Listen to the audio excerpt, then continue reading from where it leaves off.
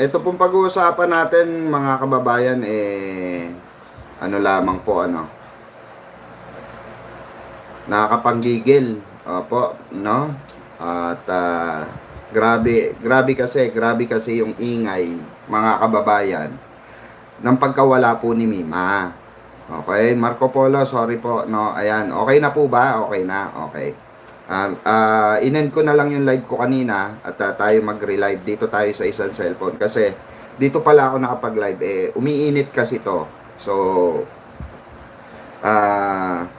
pag umiinit naglalag. Okay? So eto na nga mga kababayan, wala nang patumpik-tumpik dahil tayo naghahabol po din po ng oras, no, by 2 PM po kasi biyahe tayo papunta po kay kapatid na Mima. Okay, dahil sa unang pagkakataon po, na atin muli siyang masisilayan after niyang makipag-live in. Sana po kayanin ng tropa, no? Sana kayanin ng lahat. Okay? Pa-share po ng ating live mga kababayan na. Kasi ano po ito, maganda pong usapin itong pag-uusapan natin. Dahil po nakita nyo naman mga kababayan, nakita nyo po kanina sa live ni Boss Mike Cervera mga kababayan, na kung saan marami pong nagpahatid ng tulong, no, especially si Congressman Sandro Marcos. Ayan po, no, palakpakan po natin ang mag-ama, no, na hindi po pinabayaan ang ating kapatid na si Mima Alicia. Kanina, actually, kakaiyak ko lang na naman dahil pinakita ni Boss Mike, nakita ko yung taol ni Mima. Hanggang ngayon, di pa rin ako mapaniwala mga kababayan na nangyari sa kanya to. Iba talaga kasi pagka no. Alam nyo ba, no, lang po, no, alam nyo ba sa amin magtrotropa sa grupo namin, parang ako lang po ata natawag niyang Kuya Pikwa. Kasi sila Boss Mike, sila Boss Take, hindi niya tinatawag kahit mas matanda sa akin si Takero, kahit mas matanda sa akin si Boss Mike, kahit kay Koy. Pero pagdating sa akin, ako tinatawag niya akong kuya. Saka si Mima kasi, hindi siya yung masyadong maano sa akin.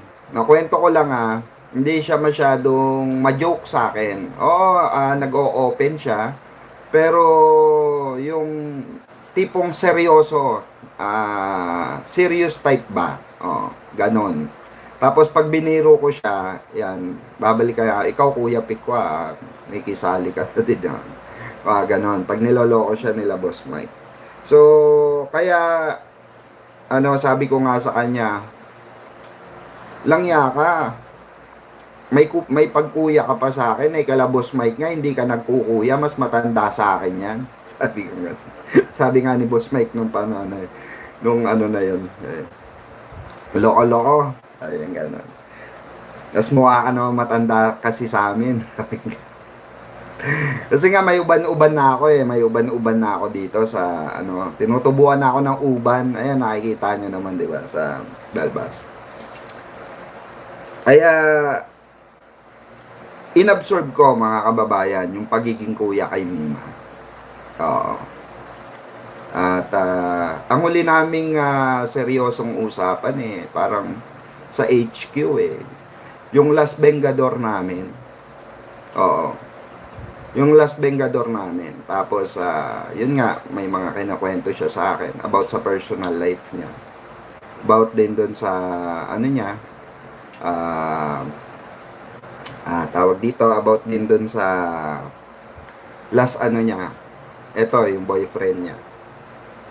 Kaya, sana po, no, kayanin ng aming kalooban. Pero kanina pa lang, mga kababayan, papasok pa lang si Boss Mike dun sa sa pinto. Feeling ko ako yung papasok Makikita ko si Mima sa ganun lagay. Oo. Siguro sabi ng mga ano, ang OA namin, ang ano namin, 'di ba? Ang corny nyo naman. Iyak pa kayo ng iyak. Hindi po nila maiintindihan 'yun. Di po maiintindihan ng mga didilis 'yun. Di po maiintindihan ng ibang tao 'yun hangga't hindi sila nagmamahal ng isang parang tunay na kapatid. Kasi po si Mima Alicia po, gaya po ng sinabi namin, siya po ay aming bunso. Kami po dito sa Bengador, ay wala po kaming sikreto sa isa't isa. Lahat po kami, kahit yan si Chris Ulo, kahit yan si Ballpoint Man, kahit lahat po kami ay nagsasabi po ng aming, alam nyo yung parang bonding na magkakapatid. Yung hindi namin nasasabi sa aming mga pamilya, lantaran po namin nasasabi sa aming mga kasamahan sa Bengador. Problema, success, at yung, kasi sa amin, sa grupo namin, sa totoo lang, wala pong hilahan pababa. Yun po yung may pagmamalaki namin. Especially ako, may pagmamalaki ko. No? Actually, yan sila Boss Mike, sila Mima, sila Takero.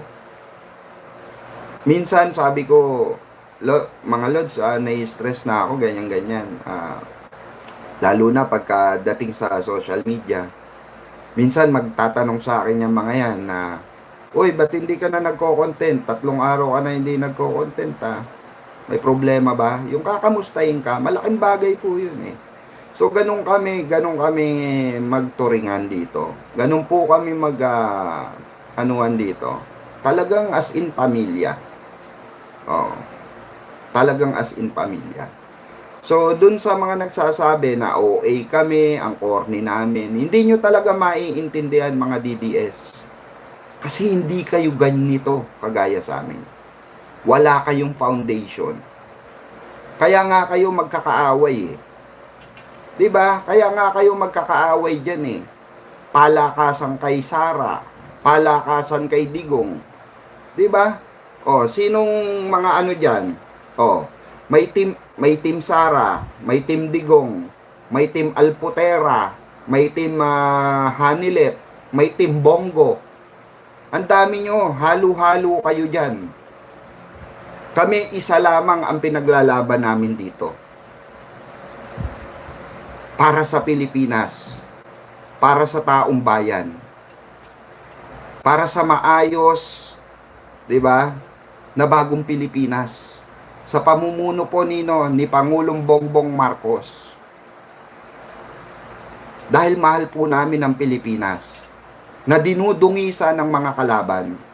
Na dinudungisan ang karapatang pantao. Na winawalang niya ang mga lumalaban para sa katotohanan kagaya ni Mima Alicia. Na magpasa hanggang ngayon na wala na yung tao. 'Di ba? Tuwan-tuwa kayo, napitasan kami. Sinasabi nyo pa, oh, deserve nyo yan. Deserve ni Mima yan. 'Di ba? Grabe po yung pambabastos, mga kababayan. Pero gaya nga po ng sabi ko sa inyo, gaya rin po ng sinabi ni Boss Mike, kahit na sinong sa amin sa Bengador, ni isa po sa amin, mga kababayan, mag-review po kayo sa mga content namin. Nung may mga DDS vlogger po ang nawala, 'di ba? Ang nawala dahil sa kanilang karamdaman. Kami po ay nakidalamhati. Kami po ay nakisimpatya. 'Di ba? Ngayon kung naiinggit kayo dahil maraming nakikisimpatya kay Mima Alicia sa kanyang pinaglaban para sa katotohanan, para sa katotohanan at para sa bayan, hindi po namin problema yun. Yung pagiging bitterness nyo, legasiya ng mga amo nyo yun, na inilipat sa inyo, na ipinamana sa inyo, bago siya mapalipad sa dahig, bago siya litisin sa dahig. Di po ba mga kababayan? Kagaya nito ni example na lang ni Dada mga kababayan. Si Dada po nag-live. Si Dada po nag-live. Topic niya po ron yung pagkawala ni Mima. Binaboy po ng gusto ni Dada. Si Mima. 'Di ba? Wala kami magagawa. Ano niya yan platform niya yan 'Di ba? Kahit masakit sa amin na walang niya yung aming kapatid sa kanyang huling hantungan, wala kami magawa. Dahil platform nila yan. Di po ba? Ang tangi na lang po natin magagawa, ipagdasal. Di ba? Ipagdasal na sana, di ba, ay makatulong sila na matiwasay sa ginagawa nila. Dahil hindi po gawain ng mga BBM vlogger yan, mga kababayan. Yung ganyang kahayupan na ginagawa po nila sa kapwa-tao na nawala, hindi po gawain ng ng BBM vlogger. Actually, ito real talk po. Alam nyo po ba, pag nag-uusap-usap kami sa GC,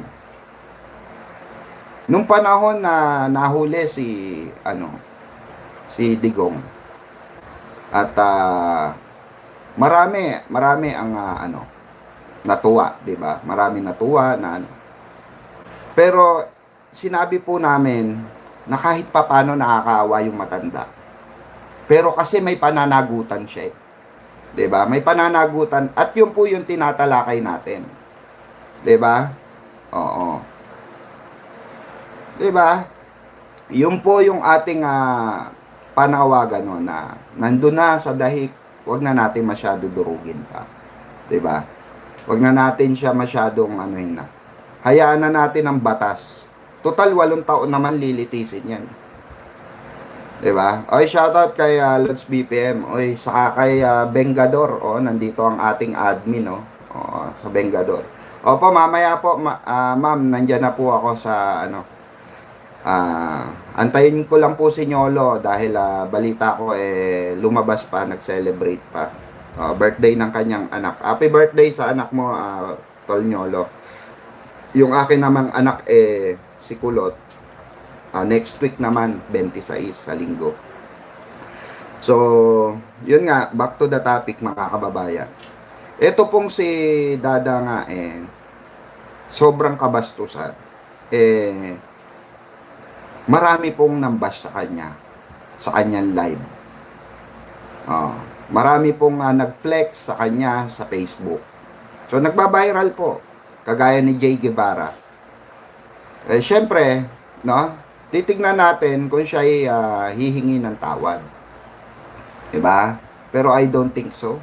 Wala po sa niya yan. Wala sa, kahit sa pamilya na lang sana. Diba? Na lang nila, respeto na lang sana nila pamilya. Ako, ito kasi nakikita ko dito mga kababayan. Ito po yung nakikita ko. Masyado silang naiinggit sa binigay na effort ni Pangulo at ng taong bayan na nagmamahal kay Mima Alicia. Naiinggit sila dito sa effort na ito. Bakit po? Yun yung nakikita ko kasi 'di ba kung matatandaan nyo, may nagkasakit sa kanila, 'di ba? At namayapa po. Subalit ni isa wala pong nagtapik. Ni isa wala pong nakiramay. Oo, 'di ba? Ni isa po walang nakiramay. Ito po etong mga taong na mayapa pong ito sa part nila, ito po ay mga pro DDS. Kaya nga sabi natin, sana man lang, 'di ba? Sinilip man lang or nagbigay man lang ng kahit kape lang. Kape, biskuit, 'di ba? Si Sara Duterte. Ito po ba ay nakamit ng mga yung respeto? Respeto po 'yun Nakamit ba ng mga DDS vlogger na namayapa yung respeto ni Sara Duterte? Or mga anak man lang, kagaya ni Pulong, 'di ba? Hanggang sa kaapu-apuan na magpasalamat na salamat kami ay inyong sinuportahan at nilaban. Wala po, mga kababayan. 'Di ba? Wala po. Kaya naiinggit sila. Eto, pakinggan nyo to si, Maharlika. Inggit eh. Inggitan na ngingibabaw. Eto flex po natin. Oh. Mamaya natin pag-uusapan yung mga senator na nag-request, okay? Na pumunta. Oh. Talagang rin no? Oh, titibay na mukha. Oh, papapogi pa. Pero mamaya yan. Ipapakita ko muna sa inyo, okay mga kababayan. Ito pong video ni Maharlika. Ito po pakinggan natin, no? Kung gaano kainggit itong tao na ito. Grabe inggit yung nananalaytay sa puso't kaluluwa nito. Ewan ko ba? Ito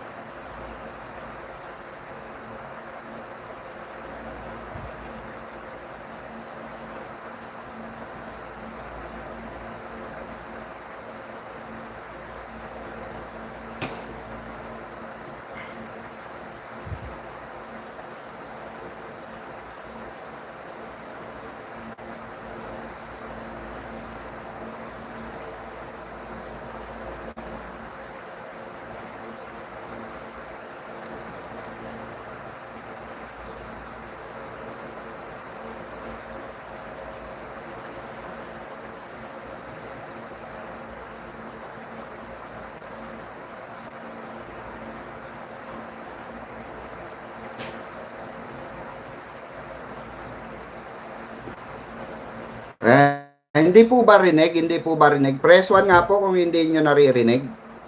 Press 1 po kung...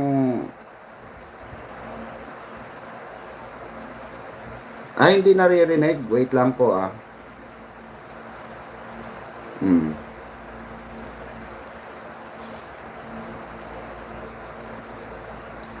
itapat ko na lang sa microphone. Wait lang po. Wait lang po.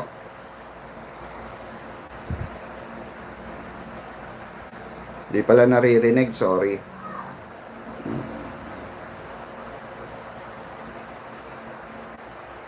Iparinig ko na lang.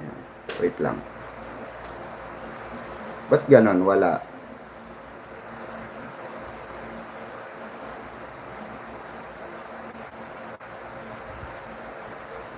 Wala pala.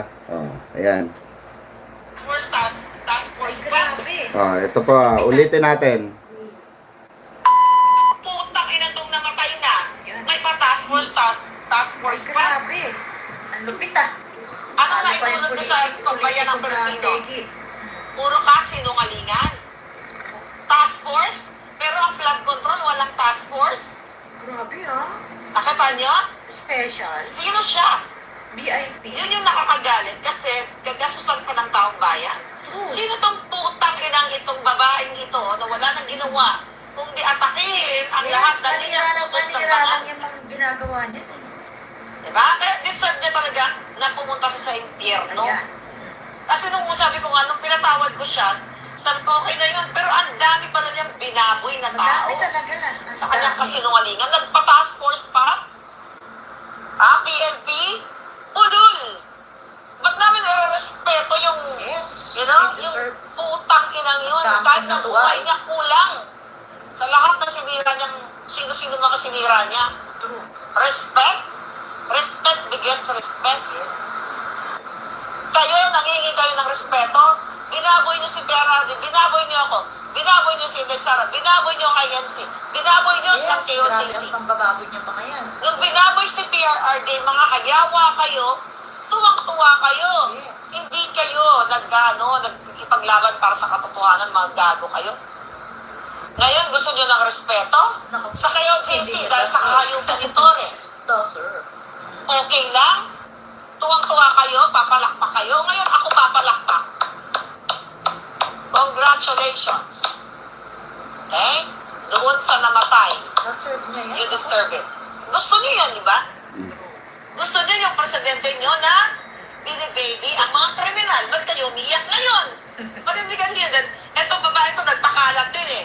Yes, grabe yan. Na sa Nagbirahin niya si Pilipinas. PRRD. Noong panahon ni Duterte, ganito, malala, dadada na may gurgura. No, akala ko ba safe na sa Pilipinas? Ang dami talaga nilang binaboy. Yes. At sila, iisa kanilang content. And this is very Lisa Panas. This is bangag, bayad sila para atakin, para sirain yung mga politik. Ayan mga kababayan, narinig nyo. Ngayon bumoses ang gaga. Ngayon po bumoses. Shoutout po Mami Susan, ayan. Sa mga kababayan natin from USA, shoutout po. Ngayon po bumoses itong gaga na ito. Kung kailan wala na po si Mima. Ang sabi niya, 'di ba, narinig nyo. May task force pa. Natural 'yun. Natural 'yun, humihingi ng hustisya yung pamilya ng namayapa. Yung mga kaibigan. 'Di ba? Ngayon, kung naiinggit ka, Maharlika, makinig ka. Kung naiinggit ka, dahil siguro walang gagawa nito sa burol mo, or wala mag-aaksaya ng pera, 'di ba? Or walang tutulong sa'yo at makikisimpatya kung ikaw ay mategi o mabaril dyan, 'di ba?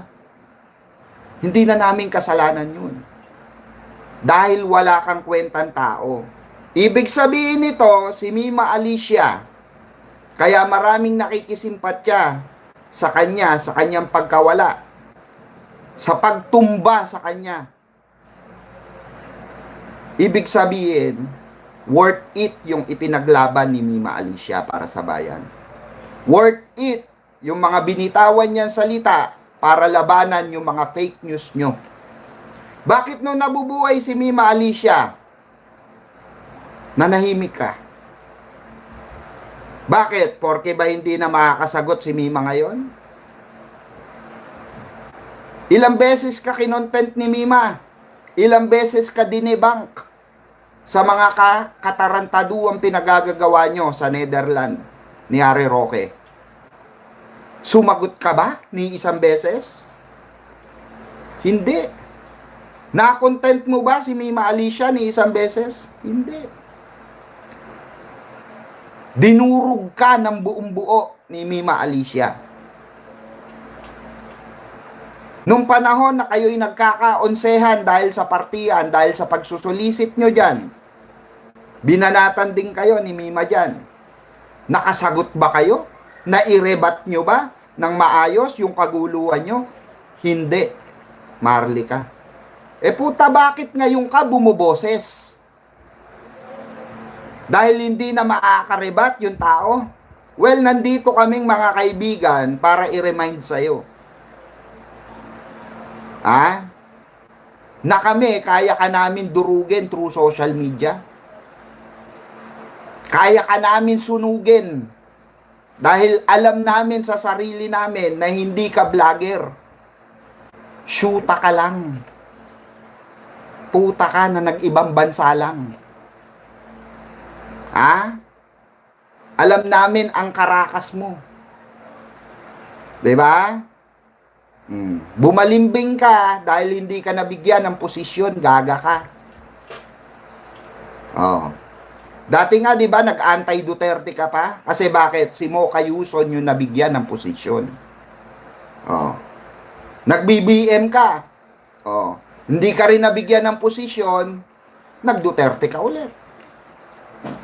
Ikaw yung klase ng tao na walang kredibilidad, gaga. 'Di ba, mga kababayan? Gaga to eh. Itong tao na to. Number 1 na gaga. Hindi alam nila na sila mismo ang sumira. Saan po? Sa grupo nila.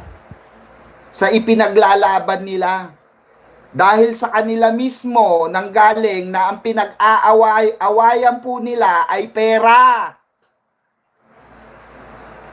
'Di ba? Naging issue nila sa dahig yung partiyan at pagsusulisit nila. Oh. Inaway-away pa nila sino? Si Alputera.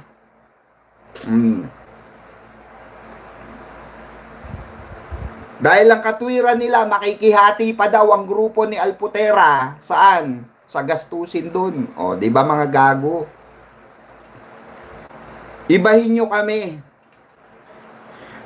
Kami yung mga vlogger na may kalidad at may prinsipyo at tamang pananaw. Na hindi na kailangan bayaran pa para lumaban at magsalita para sa katotohanan. Puro sila bayad dito. Eh, putay na, di dapat di na ako nangungupahan. Diba? Sasabihin ko na lang kay Presidente, pinagtatanggol naman kita, bigyan mo akong bahay. Eh di sana hindi ako nakamotor. Di sana sinabi ko, Presidente, pinagtatanggol naman kita eh. Bigyan mo ako ng sports car. Hindi kami kagaya ni Laban at Bay. Tignan nyo nga si Bingot. Diba? Tignan nyo si Bingot. Si Jack. Si Jack, tignan nyo. Kakapasok lang, kakakuha lang ni Banat Bay. Binenta yung bahay, lumipat ng kondo. Oh. Binenta yung sasakyan, bumili ng bago. Oh. Diba? O, yan ang malinaw na mga bayad. Kasi, uulitin natin, tayo po ay lumalaban para sa katotohanan. Nakisimpatya tayo po sa ipinaglalaban ni Pangulong Bongbong Marcos na para po sa bayan. Labanan ang China dahil atin ang West Philippine Sea. Hindi tayo papasakop sa kahit na sinong gustong manakop sa atin. Sinuporta natin ang Pangulo. Suportado natin yan. Nilabanan ni Pangulong Bongbong Marcos ang korupsyon laban sa flood control. At si Pangulong Bongbong Marcos ang nanguna na magpangalan sa mga hinayupak na magnanakaw. Sinuportahan po natin yan. Suportado natin yan. Yan pong mga yan, mga kababayan, ay hindi po nagawa yan ng mga DDS vlogger. Ayan, shoutout po kay Mama Emma Emblosa Angeles. Emblos Angeles, shoutout po. Salamat po sa inyong palipad yan. 'Di ba? Puro sila ka-fake newsan. Mas kampi pa nga sila sa China kaysa sa sariling bayan. Oh. 'Di ba?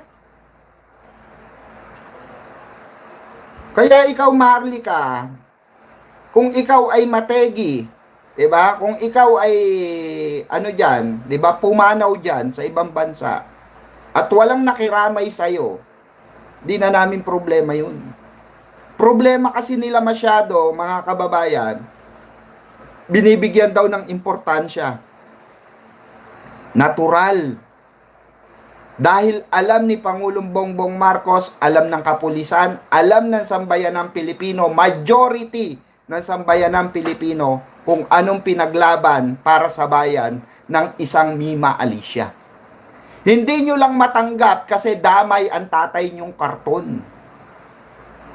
Diba? Hindi nyo matanggap na tinutuligsa yung EJK na pinaggagawa na katarantaduan, no? At pagpasok ng malalaking shipment ng droga dito sa Pilipinas during Duterte's regime. 'Di ba? Oh. Hindi namin kasalanan 'yun. Kasalanan ng tatay niyong karton 'yun. Siya ang may kasalanan diyan kung bakit nagka-issue siya. Mismo sa bibig niya nanggaling lahat ng ebidensya na nagdiin laban sa kanya. At kami bilang isang vlogger, content creator, kinontent namin yung katotohanan na lumabas sa bibig niya. So kasalanan namin yun? Na nabastusan kayo? So ibig sabihin, hindi pwede palang ilabas yung mga ganyang bagay na katarantaduan ng tatay nyo, ng BP nyo. Tulad ni Sara Duterte na nai-impeach ngayon. Marlica, for your information, nagre-react kami na nakabatay sa ebidensyang inilalatag sa impeachment. Kayo, dakdak kayo ng dakdak regarding dyan, propaganda, wala naman kayo mailatag na ebidensya. Na yaan ay propaganda. Na yaan ay political agenda. Oh. 'Di ba? Wala kayong mailatag. Pero kami may nailalatag na si Sara Duterte ay isang araw sa buhay niya naglustay siya ng kaban ng bayan sa loob ng 11 days. Oh. Na-debunk nyo ba yan? Wala kayong ginawa kung hindi atakihin kami ng personal. Yun lang yun. Period. Dahil bakit? Sinupalpal si Sara Duterte ng COA. Sinupalpal si Sara Duterte ng AMLAC. Sinupalpal si Sara Duterte ng DepEd na mismong mga alaga niya sa DepEd noon. Ngayon isisisi nyo sa amin na kami ay nagre-react, lumalaban para ilatag ang katotohanan at suportahan ang nilalabas ng mainstream media? Kasalanan namin yon. Yung kabobohan ng vice presidente nyo na magnanakaw at hindi humaharap doon sa sinisigaw nyong accountability at transparency. Gangster, you know, we do that better than anybody. I bet you got it twisted, you don't know who to trust. So many player hating niggas trying to sound like us. Say they ready for the front, but I don't think they know it. Straight to the depths of hell is where them cowards going. Well, all you still down, nigga, holler when you see me. And let these devils dissolve for the day they finally free me. I got a caravan of niggas every time we ride. Hitting motherfuckers up when we pass by. Until I die, live the life of a boss player.